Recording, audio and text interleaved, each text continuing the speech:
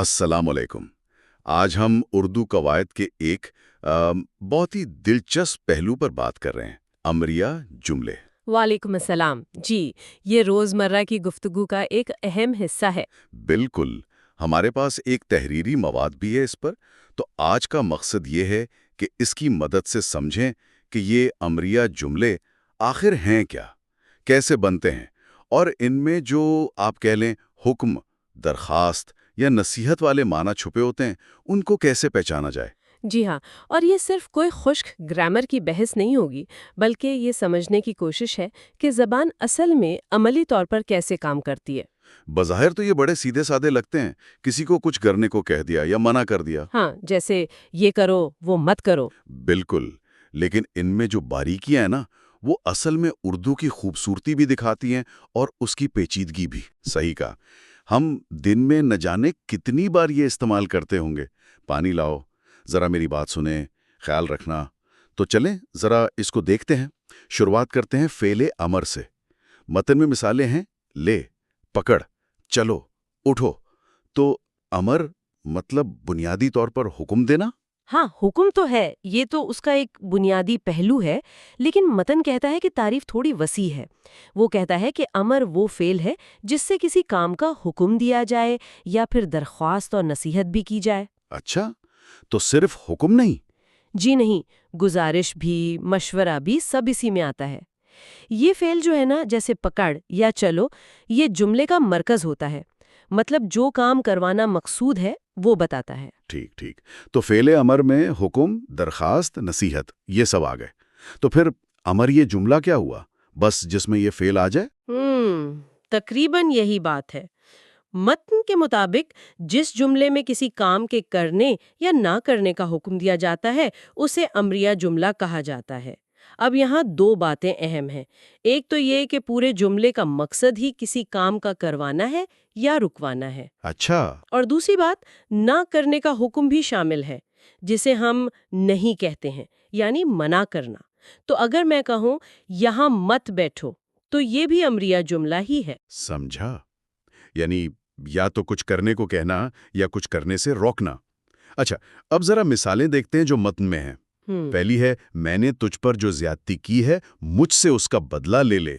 ओ, ये तो बड़ा सीधा हुक्म लग रहा है, बल्कि काफी सख्त किस्म का। बिल्कुल बिल्कुल।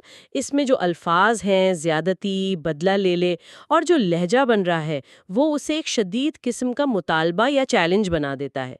यहाँ ले फेले अम्र है, और पूरा जुमला एक खास तरह के, आप कह लें, जज्बाती हुक्म को जाहिर कर रहा है। हम्म, तो ये सिर्फ आम हिदायत नहीं। जी नहीं, ये जज्बाती तौर पर भरी हुई सूरत हाल में भी इस्तेमाल होते हैं। सही। अगली मिसाल है, खूब जोर से पकड़। ये तो सीधा साधा हुक्म है, शायद कोई चीज गिर रही हो। जी, ये एक अमली हिदायत लगती है। पकड़ो, फेले अम्र, और खूब जोर से बता रहा है कि कितनी शिद्दत से पकड़ना है। इसी तरह एक और मिसाल है, जाए अम्मा से और मांग लाओ। ये भी वाज़ेह हिदायत या हुक्म है। मांग लाओ फेले अम्र है। ठीक है। ये दोनों मिसालें दिखाती हैं कि रोजमर्रा के कामों में ये जुमले कितने आम हैं। लेकिन अब मामला थोड़ा दिलचस्प हो रहा है। मतन में एक मिसाल है, मेरा हाथ पकड़कर वहां ले चलो जहां मेहमानों ने खाना खाया था। यहां भी ले चलो फेले अम्र है, लेकिन क्या ये सच में हुक्म है? मुझे तो ये दरखास्त जैसी लग रही है। हाँ, ये बात आपने ठीक कही। बिल्कुल सही पकड़ा आपने। यहीं से वो बारीकी शुरू होती है जिसका हम जिक्र कर रही थीं। कायदे के लिहाज से तो ले चलो अम्र ही है, लेकिन जुमले का पूरा स्याक़ो सिबाक़ कोई अपना हाथ पकड़ाकर ले जाने को कह रहा है, हाँ। तो ये उसे दरख्वास्त बना देता है, इल्तिजा बना देता है। वो अपनी ज़रूरत बता रहा है, हुक्म नहीं दे रहा। और अगली, मुझे माफ कर दो। ये तो साफ साफ दरखास्त है, इसमें तो हुक्म का शायबा तक नहीं। जी हाँ, बिल्कुल। माफ कर दो में कर दो फेले अम्र है, लेकिन इस्तेमाल सिर्फ और सिर्फ दरखास्त या इल्तिजा के लिए ही होता है। ये मिसालें दिखाती हैं कि सिर्फ फेल की शक्ल देखकर जुमले की नीयत का अंदाजा नहीं लगाया जा सकता। मतन भी यही कहता है कि कुछ फेल, जैसे माफ कर दो, वो हैं ही दरखास्त वाले। एक और है, काकी उठो खाना खा लो। यहाँ उठो, खा लो, दोनों अम्र हैं। متن کہتا ہے یہ نرم حکم بھی ہو سکتا ہے، درخواست بھی، یہ کیسے پتہ چلے گا؟ دیکھیں، یہاں پھر وہی بات آ گئی، سیاق و سباق، بولنے والے اور سننے والے کا آپس میں رشتہ کیا ہے، اور بولنے کا انداز یعنی لہجہ۔ اچھا، اگر کوئی بڑا کسی بچے سے کہہ رہا ہے تو شاید نرم حکم ہو، تاکید ہو۔ اگر کوئی میزبان مہمان سے کہہ رہا ہے تو درخواست یا اصرار ہوگا۔ متن بھی اس طرف اشارہ کر رہا ہے کہ اٹھو اور کھا لو جیسے فعل سیاق و سباق کے مطابق معنی بدل سکتے ہیں، جبکہ لے لے یا مانگ لاؤ عام طور پر حکم ہی سمجھے جاتے ہیں۔ یہ لچک ہی تو زبان کو زیادہ آپ کہہ لیں انسانی بناتی ہے۔ اور منفی امر کی مثال بھی ہے، اس کا برا نہ ماننا۔ متن کہتا ہے یہ کسی کام کو نہ کرنے کا حکم ہے، یعنی نہیں، مجھے تو یہ نصیحت زیادہ لگ رہی ہے۔ یہ تینوں چیزیں ہو سکتی ہیں۔ برا نہ ماننا میں نہ ماننا منفی امر ہے۔ یہ نرم حکم بھی ہو سکتا ہے، جیسے کوئی غلط فہمی دور کر رہا ہو۔ نصیحت بھی ہو سکتی ہے، جیسے صبر کی تلقین، اور درخواست بھی، جیسے کوئی اپنی بات پر معذرت کر رہا ہو۔ واہ! یہ مثال اس لیے اہم ہے کہ یہ دکھاتی ہے کہ امر یا جملے صرف کچھ کرنے کو نہیں کہتے، بلکہ کچھ کرنے سے روکنے کے لیے بھی استعمال ہوتے ہوں، اور ان میں بھی وہی حکم، درخواست، نصیحت والی باریکیاں موجود ہیں۔ تو یہ تو واضح ہو گیا کہ امر یہ جملوں کی دنیا صرف حکم تک نہیں ہے، درخواست، نصیحت، التجا، منع کرنا، بہت کچھ ہے اس میں۔ اچھا، وہ جو مشق دی ہے آگے متن میں، اس کو دیکھیں ذرا۔ جی ضرور، اس سے یہ باتیں اور واضح ہوں گی۔ پہلا جملہ ہے، مجھے بھی کچھ کہنے کا موقع دیجیے۔ ہاں، اب یہاں دیکھیں، لفظ دیجیے استعمال ہوا ہے، دو نہیں کہا۔ جی، اردو میں یہ جو دیجیے، کیجیے، فرمائیے جیسے الفاظ ہیں نا، یہ فوراً جملے کو مؤدبانہ درخواست بنا دیتے ہیں، چاہے کہنے والا کوئی بھی ہو۔ صحیح، تو یہ تو صاف درخواست ہو گئی۔ بالکل، متن شاید اسی لیے یہ مثال دے رہا ہے تاکہ مؤدبانہ درخواست کی پہچان ہو جائے۔ اگلا جملہ، یہاں سے فوراً چلے جاؤ۔ یہ تو بہت واضح اور سخت حکم ہے۔ جی، اس میں تو کوئی شک نہیں لگتا۔ لفظ فوراً اور پھر چلے جاؤ، جائیے نہیں کہا، یہ مل کر ایک صاف حکم بنا رہے ہیں۔ یہاں سیاق و سباق کی بھی اتنی ضرورت نہیں، جملے کی ساخت ہی کافی ہے۔ ٹھیک، تیسرا جملہ، بزرگوں کا احترام کرو۔ اب یہ کیا ہے؟ حکم، نصیحت یا دونوں؟ یہ دلچسپ ہے نا؟ ہاں، یہ ایک عمومی نصیحت ہے، ایک معاشرتی اصول بتایا جا رہا ہے۔ آپ اسے ایک طرح کا غیر شخصی حکم بھی کہہ سکتی ہیں، جو کسی ایک بندے کو نہیں، سب کو کہا جا رہا ہے۔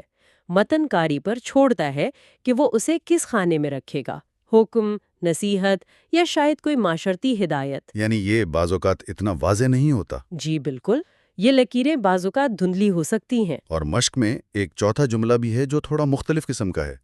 کیا آپ میری بات سنیں گے؟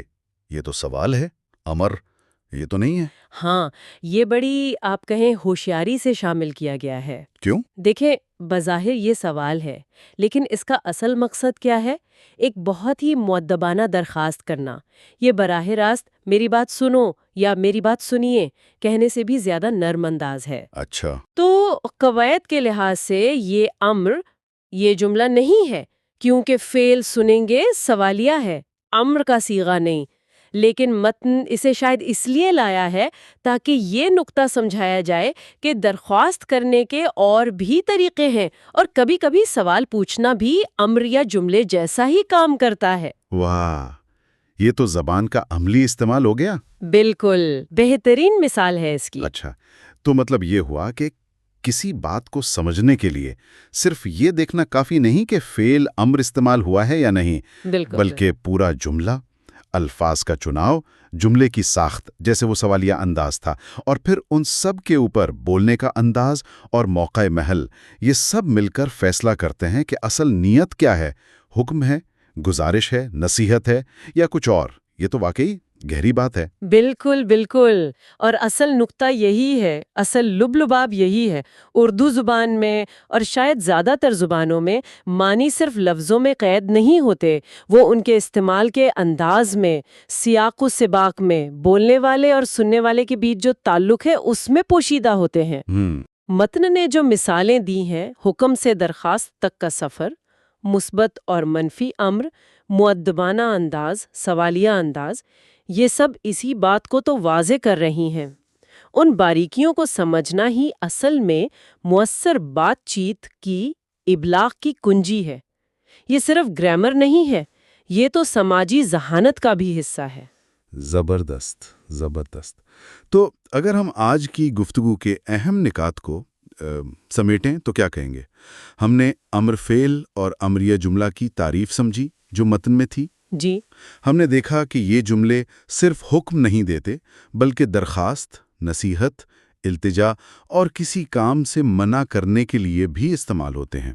اور سب سے اہم بات، مثالوں اور مشق سے یہ جانا کہ جملے کی اصل نیت سمجھنے کے لیے صرف قواعد کافی نہیں، بلکہ الفاظ کا چناؤ، لہجہ اور سیاق و سباق، ان سب کو سمجھنا بہت ضروری ہے۔ بالکل درست کہا آپ نے۔ یاد رکھنے والی کلی بات یہ ہے کہ امر یہ جملے زبان کا ایک اب کہہ لیں متحرک حصہ ہیں۔ یہ کوئی پتھر پر لکیر والے اصول نہیں ہے، یہ لچکدار اوزار ہیں جنہیں ہم مختلف مقاصد کے لیے استعمال کرتے ہیں۔ ان کی ظاہری شکل یعنی گرامر اور ان کی باطنی روح یعنی نیت، اس کے درمیان فرق کو پہچاننا ہی اصل میں اردو زبان کی روح کو سمجھنا ہے۔ واہ! متن ہمیں یہی سکھانے کی کوشش کر رہا ہے کہ الفاظ کے پیچھے دیکھو، سیاق و سباق کو سمجھو، تبھی بات کی تہہ تک پہنچ سکو گی۔ بالکل، یہ واقعی بہت اہم نکتہ ہے۔ چلیں گفتگو کے اختتام پر ایک خیال چھوڑ جاتے ہیں سامعین کے لیے غور کرنے کے لیے۔